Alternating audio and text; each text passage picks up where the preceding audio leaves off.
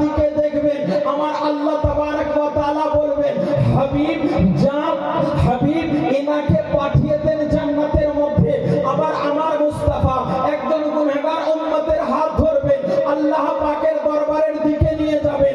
আবার আমার আল্লাহ পাক বলবেন, হাবিব ইনাকেও জান্নাতে প্রবেশ করিয়ে দাও।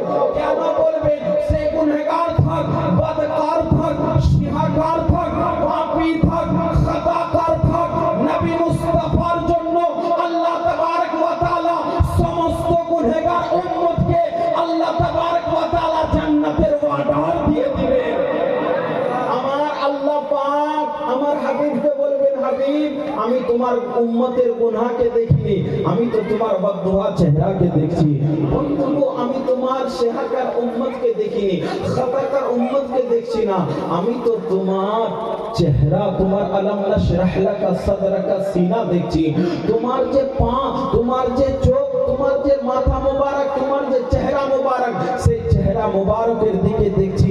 হাবিব আজকে তোমাকে যাকে যাকে শাফাআত করে জান্নাতে নিয়ে যাওয়ার ইচ্ছা, তাকে তাকে তুমি জান্নাতে দাখিল করিয়ে দাও। এই হচ্ছে আমার নবী মুস্তাফা। আমার নবীর জন্য যদি আমাদের জান দিতে হয় তবু কুরবান আছে। আমার নবীর জন্য যদি মাল ও দৌলত দিতে হয় তবু কুরবান আছে। নবী রাজি তো রব রাজি, নবী নারাজ তো আল্লাহ পাকও নারাজ। নবী যদি